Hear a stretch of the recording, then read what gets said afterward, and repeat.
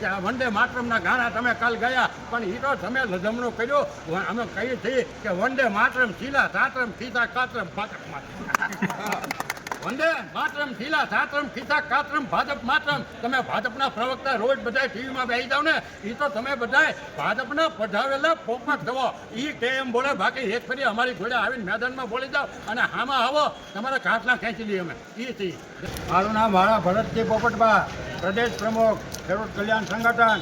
કાલે જે મુખ્યમંત્રી અને કૃષિમંત્રી જીતુભાઈ વાઘાણીએ ખેડૂતોને માવઠામાં પાયમાલ થઈ ગયા, ખેડૂતોના તમામ પાક તબાહ થઈ ગયા, ત્યારે ઘણા સમયથી અમારી માંગણી હતી કે ખેડૂતોનું દેવું સરકાર માફ કરે અને ગુજરાતના તમામ ખેડૂતોને 1 વીઘે 25 થી 30,000 રૂપિયાની સરકાર ઓન ધ સ્પોટ સહાય કરે તો જ ખેડૂતો બચી શકે છે.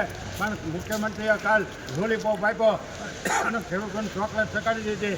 ખાલી 10,000 કરોડ રૂપિયાનું પેકેજ આપ્યું અને એને ઐતિહાસિક પેકેજ ગણાવે છે, પણ આ ઐતિહાસિક પેકેજ નથી. આ તો ખેડૂતોને ફીસ ભેગા કરી દેવાનું અને ખેડૂતોનો આક્રોશ પારખી અને મુખ્યમંત્રીએ બટકું પગાવ્યું અને કૃષિમંત્રીએ બટકું પગાવ્યું અને અમે સખત શબ્દોમાં વખોડી કાઢીએ છીએ.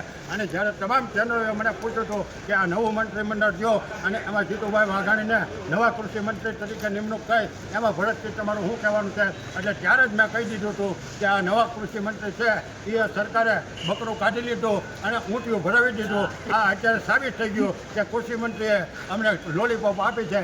કૃષિમંત્રીના તાલુકામાં થિહોરની અંદર જ 2 દિવસ પહેલાં એક ખેડૂતે ખેતી પાક નિષ્ફળ થયો એટલે જીતુભાઈ વાઘાણીના ગામની બાજુમાં જ ખેડૂતોએ આપઘાત કર્યો. એવી જ રીતે છે 2-5 દિવસ પહેલાં દ્વારકા જિલ્લાના ભાણવડ તાલુકાના ખેડૂતે આપઘાત કર્યો. એવી જ રીતે પૂના તાલુકાના ખેડૂતોએ અત્યારે અમારા 3 ખેડૂતો તો એનો પરિવાર છોડી અને પોતાની આજીવિકા કેમ નિભાવી એ હાથોથી આપઘાત કરી દીધો.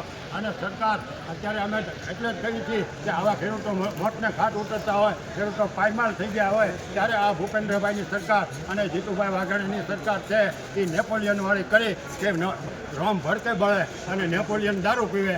આ ધંધા અત્યારે આ ગુજરાત સરકારે કર્યા છે અને અમે સખત શબ્દોમાં વખોડી કાઢીએ છીએ. સરકારમાં જો નૈતિકતા હોય, સરકારમાં જો માનવતા હોય, સરકારમાં જો ખેડૂતો પ્રત્યે હમદર્દી હોય તો અત્યારે તમામ ખેડૂતોના દેવા એક જ ઝાટકે માફ કરી દેવા જોઈએ અને તમામ ખેડૂતોને 1 વીઘે 25 થી 30,000 રૂપિયા સહાય આપી દો. આ તમારે ક્યાં તમારા બાપાના દેવા? મારું કહેવાનો મતલબ એ છે, આ કાંઈ ભૂપેન્દ્રભાઈને કે જીતુભાઈ વાઘાણીને કાંઈ ખેતી કરી કે હળ હાકીને પૈસા નથી દેવાના. અમારા ખેડૂતોના પૈસા, અમારા ખેડૂતોના ટેક્સના પૈસા તમે 50-50 લાખને અને કરોડ રૂપિયાના બંગલામાં ફરો છો. એ ખેડૂતોની દેન છે.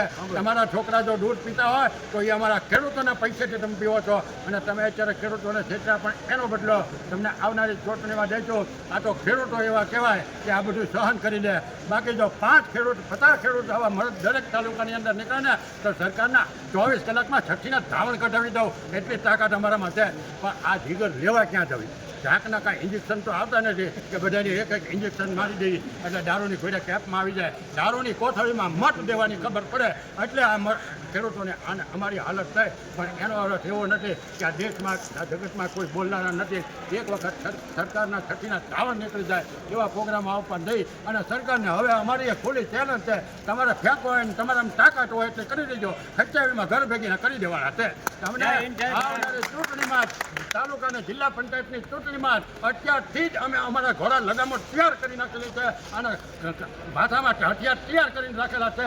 કાલ હવારમાંથી સરકારની સામે મુગલ ફૂંકવાનો છે, ઢોલ વગાડવાનો છે અને શંખ નાદ કરીને નીકળવાના છે કે આ હરામીને હવે કાઢો, આ હરામીને હવે કાઢો, ભાજપને કાઢો. એટલે અમે કાયમ કહીએ છીએ કે આ વંદે માતરમના ગાણા તમે કાલ ગયા, પણ એ તો તમે લજમણો કર્યો. અમે કહીએ છીએ કે વંદે માતરમ શીલા સાતરમ ખીસા કાતરમ ભાજપ માતરમ. વંદે માતરમ શીલા સાતરમ ખીસા કાતરમ ભાજપ માતરમ. તમે ભાજપના પ્રવક્તા રોજ બધા ટીવીમાં બેસી જાવ ને, એ તો તમે બધા ભાજપના પધાવેલા પોપટ થવો. એ કે એમ બોલે, બાકી એક ફરી અમારી જોડે આવીને મેદાનમાં બોલી જાઓ અને આમાં આવો તમારા કાટલા ખેંચી લઈએ અમે. એ છીએ. જય હિન્દ, જય ભારત.